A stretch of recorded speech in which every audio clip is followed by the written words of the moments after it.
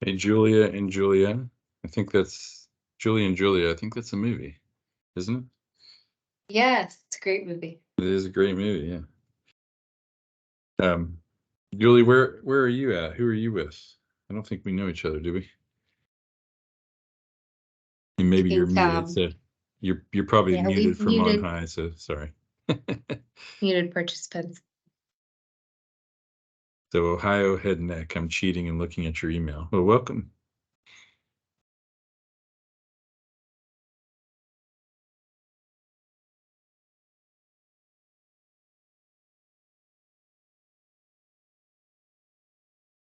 Go on video for a second here. So you can go on video. Yeah, I can switch it if you'd like. No. Do you think that's No, because I think it is problematic when we share the recording, as we learned with Highland last month. So yeah. Yeah. And I'll even go off video once Bob joins and you guys start. Yeah, You guys will be talking. Perfect. Yeah, that was weird. I don't know why she just left. Hopefully. Yeah, maybe she thought she needed to reboot to get her speakers working. So I probably totally confused her. I can enable sound for attendees if you'd like. Maybe only during Q&A, I think. Okay. I think I have to do it for the full session. It's like a setting switch on and off. Yeah. Yeah, I'll be able to read the chat and ask questions. This particular topic is going to go fast. Yeah. Should we wait to admit people until it starts, or? Well, it's already recording, so we might as well. Sure.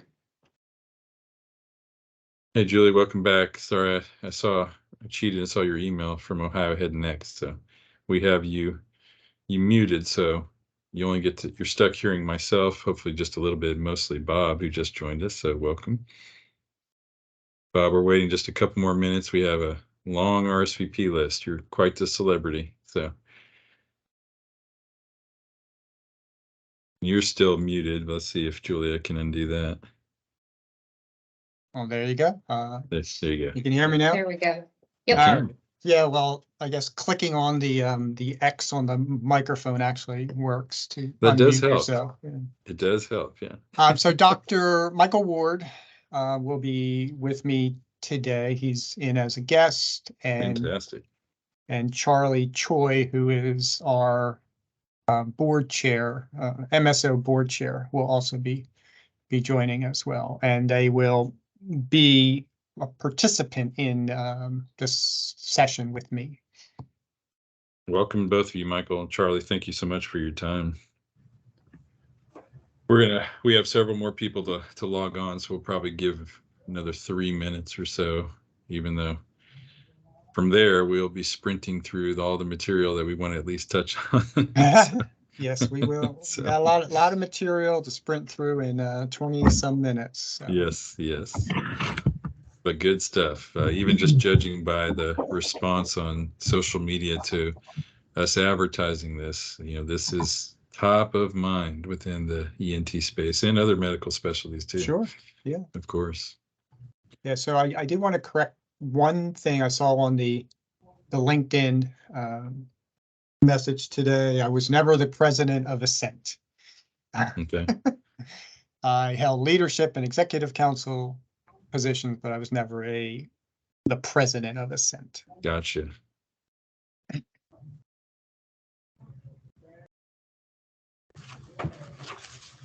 Welcome everybody that's joining. If you're just joining us, and several of you joined in the last few seconds, we're waiting till maybe 30 seconds or a minute after the hour.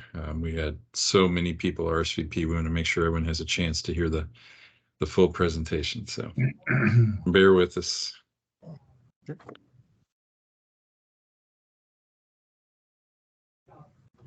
Bob, are you able to hear me? Keith, are you able to hear me? Yes, Michael, we got you. Thank you. Very good. Thank you for joining us. I know you're ducking out of clinic duties, so we really appreciate your time. Yeah, it took a lot of arm wrestling to get him to join the call. No, I'm glad to be here. I think it'll. We appreciate you being on the call, Dr. Ward.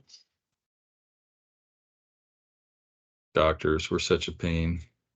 There's very few doctors that join this, so y'all can bash us here. Michael and I are way outnumbered. We can't even barely defend ourselves against what's probably true, but you know. You see, I got all dressed up, you know, being in the middle of procedures myself. So Yeah, Dr. Ward I asked asked. Bob. I said, Bob, should I put a shirt on? And he said, no, you can dress the way you're generally dressed now. So I think. Hopefully you did put a shirt on, Mike. I did, and you know what? I just noticed my camera's not on, so I just turned the camera on. So now you can see. I'm dressed like Keith is. So. Okay, yeah. Yeah, as you can hear all the beeps, we are already record-setting attendance for you, Mr. Conley. Well, thank you. All right, well, it's 1 minute after the hour, and Julia, you can just keep admitting folks if you don't mind. So welcome to the May 2023 Supplier Spotlight.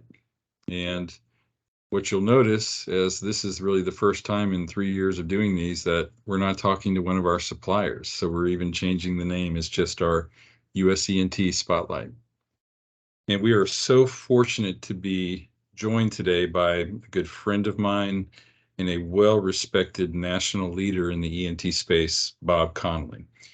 Bob is a longtime CEO of Pinnacle ENT in Philadelphia, who recently joined Zenith Partners over the last 4 or 5 months. I think the transaction was complete. Yep. You may also know Bob from his leadership roles in what used to be called the Large Group Executive Forum, now called ENT, that strong national network of otolaryngology administrators and practices. And so we are thankful to have you, Bob. Thank you for your time. Well, thank you, Dr. Matheny. It's a pleasure to be here talking about a topic that's probably top of mind for everyone that's on the call. And just a shade bit controversial, if we can use that word. Yeah, I would say controversial. Folks have referred to private equity as a 4-letter word. I think there's some, you know, myths out there. There's some misnomers about private equity. So going to try to go through our program today, or at least, you know, through the questions today, and try to dispel some of that, the misnomers Absolutely. with private equity. So again, Bob Conley, Pinnacle ENT, Vice President, Acting CEO of Pinnacle ENT, been here for the duration of the practice, 17 years. Was responsible for bringing the group together, and Dr. Matheny and I were laughing last evening about, I at times have referred to myself as a chief cat herder. They're trying to get the physicians, you know, moving in the right direction. So that's always been, actually, it's been fun and entertaining over the last 17 years. Yeah. So as Dr. Matheny mentioned, I was a former ENT Large Leadership Council, Executive Council, Large Group Chair, ENT Voice Chair. I was also a former Academy Executive Advocate for the Physician Academy. So joining me today for this program is Dr. Michael Ward, one of the founding members of Pinnacle ENT, and Charlie Cho, MSO Board Chair for our practice. Well, thanks to all three of you. And so, yeah, from our perspective, as we are pivoting away from just focusing on the suppliers that we have within the GPO, and just to clear everything up, USENT, as we all know, we are just a group purchasing organization. So we are not an organization that partners with private equity to acquire parts of practices or anything. In fact, we work with almost all of the private equity groups that are doing just that, acquiring ENT practices for all the economies of scale. And so the reason we chose this particular group over so many of our other excellent partners to kick this topic off was because of Bob's unique experience of herding those cats for 16 years and then having his practice, Dr. Ward and his 25 plus colleagues decide that they did want to partner with private equity. And so, and Bob staying on, still in a leadership role, he's a unique person within our organization, which now is close to 1,000 physicians nationwide, spanning both eras. And so that's exactly why we chose this particular group. Throughout the rest of the summer and the fall, you'll hear from lots of our different administrators in practices of all types, including several of the large private equity groups, and they'll provide their unique perspectives. But I thought this one was the perfect one to highlight the process of a practice entertaining this question. As I put out in the advertisement for this, it is not a day goes by that physicians don't reach out to me or reach out to us at USENT with the questions that Bob and Charlie and Michael and I will go through in the next 15, 20 minutes. And so we wanted to put this out there. If you're watching it live, welcome. If you're watching it in the future, welcome from the past. And we hope that this at least describes some of the thought process. So Bob, with that, I guess, could you tell us a little bit about the days of herding the cats? And Michael, maybe you weigh in as far as, I know Pinnacle very well, but other people may not know it's 5 different pods and different parts of Philly and different practice types. So can you describe how that came together? And then, of course, the next question will be, how did the decision to partner with private equity come about? Sure. So like I said, 17 years ago, I was able to bring the group of like 7 different practices together. So there were solos, 2 doctor practices brought together under one umbrella corporation, tax ID number, billing system, EMR system, with the goal or the intent of creating size with the ability to go to the insurance companies, the payers, and be able to negotiate, or at least have a better seat at the table and negotiate better contracts, as well as be able to provide better pricing for all medical supplies, office supplies, but also bringing in a central billing office and try to reduce some of the costs that were being borne at the smaller practice locations. Again, referring back to the herding of cats, our structure was unique in that the groups came together under one tax ID number, but they maintained a divisional basis or a separation as they came in. That's how they were seen. So maintain a lot of autonomy, so the physicians were able to do what they were doing previously, other than what needed to be done from a legal standpoint to remain a group practice. So That sounds perfect. And because as someone that still wears these 35-cent pajamas to work, that's our biggest fear, right? Is what is it going to look like? And you're just even talking about aggregating amongst yourselves. We're not even talking yet about partnering with non-physicians, with real business people.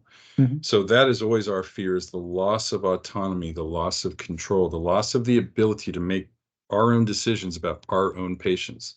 So how did that go? But again, we're talking pre-private equity days. How did that go? Physicians had complete control over their schedules. No one told them how many patients they needed to see. And it was essentially an eat what you kill model at the cost center, of each of the cost centers. So Dr. Ward was in one of the cost centers. So if someone was, or a group of physicians were extremely efficient, provided high quality care to a lot of patients, kept their overhead in check, they were able to reap the benefits of, like higher compensation for themselves versus somebody else. So high level of autonomy. No one was telling them what to do from a patient standpoint. However, from my standpoint, the herding of the cats, trying to get infrastructure in the practice where we could be more effective and more efficient always created problems. Well, I was told day one we didn't need to do that, and I'm going to continue to do that the way I've always done it.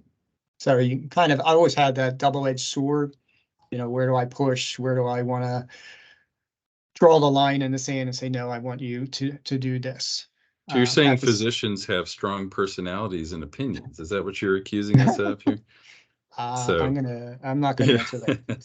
yeah, that I answered my own question, right? So it is amazing though what you did accomplish, because again, from the outside looking in and knowing your practice so well, even before USENT, just knowing of it from being a private practitioner in Dallas, you accomplished so much of that. So I guess then, since things were going along so well, can you describe, and maybe Dr. Ward describe, why you then wanted to go to the next level and entertain the idea of outside investment? Sure. So we were already a healthy, successful ENT practice. We were actually the largest, and still are the largest, independent ENT practice in southeastern Pennsylvania. So we already knew that. So some of the misnomers are distressed sale or something like that. We were extremely successful ENT practice. However, we thought we could be more successful by creating scale, larger size, density, more physicians, and professional administrative support. So as Pinnacle ENT pre-transaction, I was the corporate office. There were many hats. So with the thought of private equity, could we become that much more successful? We wanted to grow faster, hire new physicians, and bring in more like-minded, high-quality ENT physicians and groups into the practice. As I mentioned earlier, when we put together Pinnacle ENT 17 years ago, we're looking for a better seat at the table as a larger practice with the insurance company to be able to negotiate reimbursement rates with the payers.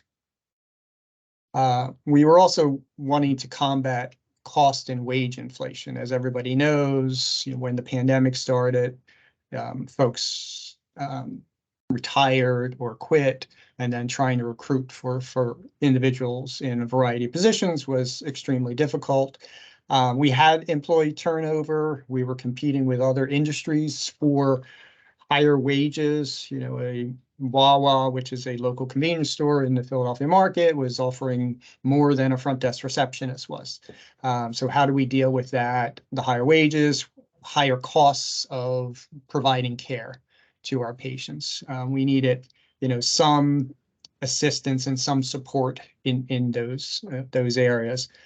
We wanted to improve employee satisfaction and retention. We wanted to retain those employees. I have some employees who have been with the practice for over 30 years. We're doing something right, but we wanted to make it better, to be able to have, more robust and more cost-effective and possibly cheaper benefits for the employees. So Dr. Ward, if you want to talk about your thoughts and comments about why we explored private equity. Yeah, thanks, Bob.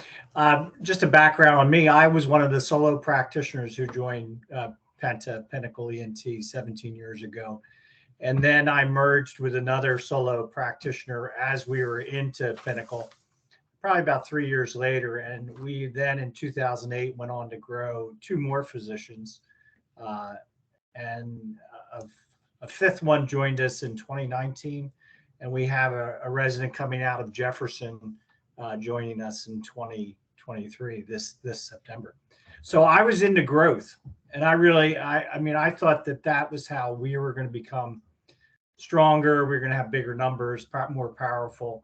And it helped a little bit in the beginning, but then it didn't. And then I had really no control of the divisions who were also in Pinnacle, and they were at a different pace. And so I would say, Bob, what are they doing? Why isn't this growing? And it was probably because they didn't need to grow, or they didn't want to grow, or whatever the reason. But then I started, even before the pandemic, we started looking at what our options were. We were close to Philadelphia, so we looked at the universities, and I kind of heard what their deal was. And their deal was, you're not going to be able to have your surgery centers. You're not going to be able to have some of your ancillary that you do now. Mm-hmm. And you're not really going to get value for your practice. We're going to pay you. You're going to have the honor of, being an academic. And I think we have very good tertiary care centers around us. But I then went to our group, which now spans from 30 to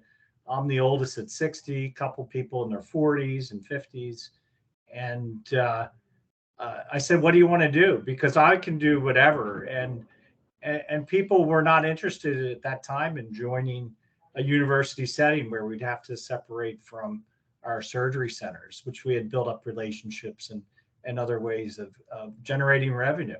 And Yeah, so, Michael, that's a great point. Is alternative options to buy practices or to partner really do seem limiting. I mean, I guess the one thing that many of our practices around the country at least are promised is that you can bolt on to that university system's contracts and that your reimbursement will go much higher.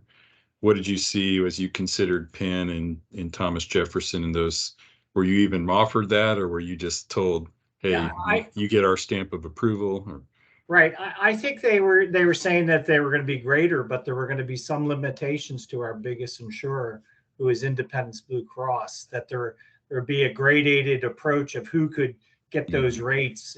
Maybe all the physicians in Pinnacle couldn't get that at the same time. And I'm like, well, then what's the value? And we can't right. have our surgery centers, and we can't really do some of the things we like. So we began to investigate other options, and that's when Bob formed the private equity committee, probably about 3 years ago. And then we Yeah, went so through, early on, yeah. right. I think it was before the pandemic. It's kind of a blur now, but at the same time, we made it through the pandemic.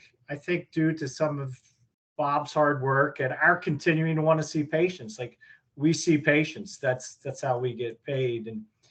And I like that kind of approach. That I saw a lot of the owned practices. Sorry, go to the urgent care, go to or go to the ENT. Because they're open. So from that standpoint, I liked our approach as far as how we were taking care of our practices and growing it, and that's how we kind of looked into it in a very thoughtful way. Yeah, so this private equity committee, one of our other partners within USENT, the doctors are a little bit south of you, many of you know.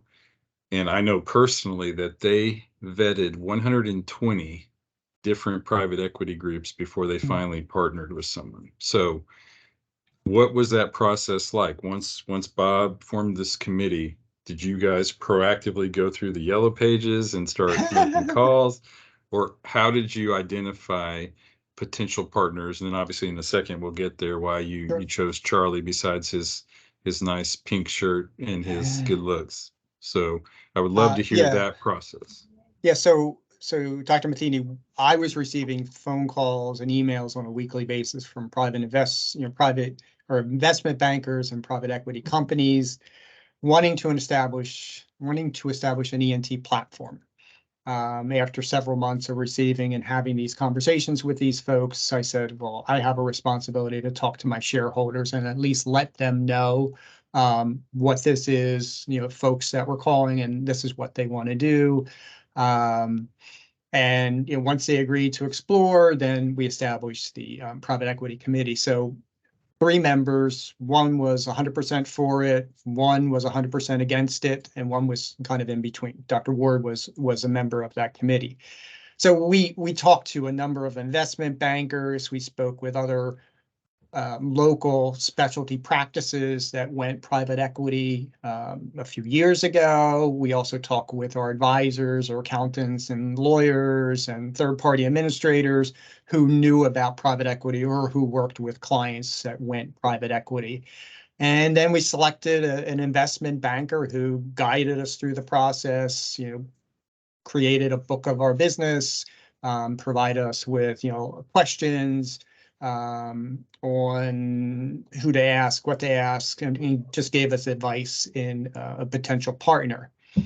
From a criteria standpoint, we looked at, and we talked about this earlier, we looked at private equity companies that would allow, first and foremost, clinical autonomy. The physicians didn't want to be told how to see patients, how many patients to see. They wanted to continue to do what they did, see patients day in and day out without somebody telling them to do something different. So that was key first and foremost. But we also wanted a partner for growth with like-minded ENT physicians. We want a partner who had a long-term growth strategy, not one looking to sell in a few years. And finally, we wanted a partner with intimate knowledge about the local market with other specialty physician practice management organizations. And we found that with partners in this case, because they have 5 or so other holding companies in the Philadelphia market. And as we talked about earlier, Dr. Ward mentioned earlier, this process took probably 2.5 years from start of the conversation through closing. So it has been a journey, exciting journey. We've been 4 months into this journey, and it's just going to continue to get better as we go along. Yeah, and I know you'll say so far so good. I want to give Charlie a chance to talk too. Yep. Talking about, and Bob, you hit on it, but the questions in my practice, we're having, still 5 to 10 discussions ourselves, to be honest. Mhm. And I think everybody is, whether they admit it outwardly or not. Even small groups, even solo doctors have at least been approached and are entertaining this idea. That's the reality of it, whether people are admitting it or not. But I think you hit on what are the questions we should be asking, first of all, if it's right for our practice. And then if we decide that it's right, or we're at least open-minded to it, what should we be asking a potential partner? So Charlie, I'll let you take that first. And then Michael, Bob, weigh in on that too. Sure. I think there are a few different dimensions that can be very different across different models. And so it's important to ask these questions to see what kind of model you might be encountering if you're talking to a prospective partner, or just asking yourself what model you prefer if you want to explore different options. I'll talk about 3 different dimensions. One is governance, one is compensation, and one is ownership. So governance models can vary from very centralized to very localized.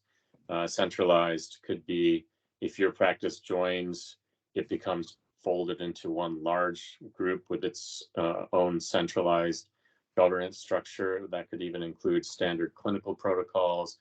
It may include setting a standard work schedule, what hours are you open, et cetera, kind of almost like a hospital model. And there are models like that out there.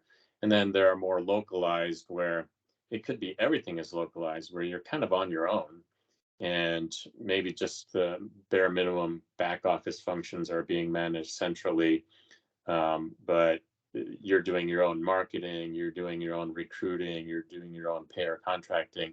And so that might have more autonomy, but you may get less of the economies of scale. And then there are hybrid models like ours, which maintains a lot of autonomy locally, mostly clinical and work schedule, or you're setting your hours, you're deciding when to hire another physician, when to make them a partner, et cetera. But the back office functions are more centralized, like marketing, recruiting, payer contracting. So you get the benefit of the scale. It sounds like the best of both worlds. That's certainly very attractive to my ears. Michael, I'd love to hear your thought. Obviously, that's what you chose. But that seems to be the best of all worlds, because I don't know if the audience knows this, but the average ENT practice is 2.3 physicians. So we are a very fragmented specialty, and we have no power individually to negotiate with suppliers, to negotiate with the evil United Healthcare and the slightly less evil other payers, right? Mm-hmm. We have to come together in some form or fashion. I see in my practice, even though it's a little bit bigger than the 2.3, how wonderful it would be to have more cohesive revenue cycle, whether it's in-house or we actually just partnered, and some of those folks were on this call too, partnered with an outsourced revenue cycle company. At USENT, we're looking at payer contracting, but it's very, very difficult. And so those are the things that are quite attractive to me as a physician. I imagine my colleagues. So, Michael, how has that been? Now, I know it's just 4 months in, but how has that been for you as a physician compared to the good old days, just, back in January and December? Right. It really hasn't changed. Our hours have not changed. I don't know if Bob mentioned, I was one of the reluctant ones though on our PE committee. I might even been completely against it. Yeah, I was not going to mention that, Yeah, but but I was, and I was, and then I said, I think you're lazy not to look at things, because if you don't want to take the time to invest, what are Right. your options? Right. I think it's just very road to go down, and this is my lot in life, and I think that's not why most of the people are in private practice. I think they're driven because they like caring for patients, but also the business component of it. And I think we also have to realize we're probably not that good at it, and we could We have get no better. training. I mean, We we go to don't. school till we're 35, and we never have 3 credit hours of Business 101. I talked with And our CFO yesterday. He go, "What are your metrics?" I go, "I compare it from where it was last year, number of patients and money coming in." And it really is. I mean, I don't know. People are more, obviously there's people more, I don't know, who are better at it than I am. But that was really one of the reasons that I said to Zenith that I think that we'll have some of your business acumen, and at the same time maintain our autonomy. The name of our practice, our division, hasn't changed. We're known in the county for that. We're the best practice in the county, and that's not changed. And I think from that standpoint, Zenith was helpful in having knowledge. And this is a difficult market in Philadelphia area. Charlie is knowledgeable of the Philadelphia insurance. The big problem with us is Independence Blue Cross, but United is probably not too far away, and I know other specialties have dealt with these in a similar fashion. So I see it not changing. I see it still building. We're still growing. We need to get more information. We're getting more interest from other groups in the area, and that has been exciting for us to hear it. We want to see it come to be, but we know it takes time. And but we're glad that we could start at this level, and so I really haven't seen any significant changes. That's good to hear. So, Charlie, what are next steps in our last couple minutes? Where do you want to take this practice? Well, we want to help the practice continue to grow. Dr. Ward mentioned how many other practices have expressed interest in joining, and then combining forces of a bunch of private practice entrepreneurial physicians. We want to get better payer contracts. We want to fund more ancillaries. Some of the ancillaries may require some capital or at least some reduction in cash flow, and the MSO is going to help with that, so that the physicians don't have to come out of pocket, but that they still share in the profit. And we're looking to do some value-based contracting. This is something we did in women's health, where if we can, for example, get payers to reimburse better for doing procedures in the office that clinically could be appropriate, but reimbursement-wise, they're not reimbursing you enough to. Right. Well, there's a lot of those in ENT. Or, a lot of that is in ENT. Yeah. Exactly, like rhinology, for example. Yeah, we can technically do most things in our office, even outside of the nose, but economically we can't. Exactly, and so having the scale that we are building will give us an audience with the big payers, and we can change the way physicians are reimbursed, get part of the savings that you create by taking more surgeries out of the ASCs or ORs and doing them in the office, and get reimbursed more fee for service to cover those disposables and equipment costs and things like that. So I think that's a possibility as well, and something that we've done in other specialties. That's exciting. That's music to my ears. Everybody knows I'm all about the more we can move to the office, the better.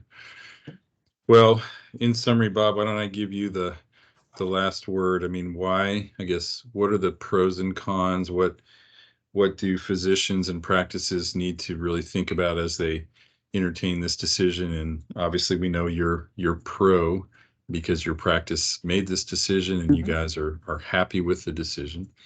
But I guess I'll just let you sum it up. So I think going into a conversation open-minded, as we did as well, being able to listen to folks that that are interested in having that conversation with you, and understanding or realizing that the practice of medicine, the business aspect of medicine, is extremely difficult and has gotten more difficult over the years. And you need someone, a partner who has the infrastructure from, in this case, a management services organization with those professional management, administrative support people that can help you become a better practice than you are, which then allows the physicians to see patients, and you worry about the back end with the folks who are business experts in that. So I think, going in with an open mind, having that conversation, talking to your peers and your colleagues about this. And ENT is, a fairly small in terms of, number of folks, private equity companies that are out there. There's not a whole lot. It's probably like a handful or so. But, I think, as you said earlier, Dr. Matheny, everyone is having those conversations, particularly in ENT care. And I think having those conversations and listening to folks, I mean, it's going to help, dispel any myths that are out there. Hopefully you become more open-minded and understanding some of the misnomers out there, because I have colleagues that, 20 years ago, private equity did this, and, they're tainted forever with that potential misnomers about private equity. Well said. So obviously we didn't get to a lot of the nitty-gritty details of different Well, models. we can of only do so how- much in 30 but minutes. we touched on a lot. So Yeah. to the audience, just let's plan on the subsequent spotlights talking about the mechanics of deals like this. And Charlie will for sure have you back, and some of our other colleagues throughout USENT talking about older physicians, talking about non-partner physicians, what it means for them, and all of the permutations in between. Well, thank you so much to all three of you, Bob, Charlie, Michael. Thank you so much for your time. Michael, back to work. Bob said get back to work, and I have to go back to work. Well, But thank you, thanks and to our thank you audience, for inviting and us. of Keith course, and yeah, Julia we're and honored. USENT. We appreciate the opportunity to talk to your members about something that is probably at the forefront of many folks' minds. So we appreciate your time and thinking about us during this call. Absolutely. Well, everyone have a great afternoon, and we'll talk Thanks. to many of you soon. Take care. All right, then. Take care. Thank you, Thanks. Keith. Bye-bye. Thanks, Bob. Okay, Thank bye. you, Julie. Okay, bye.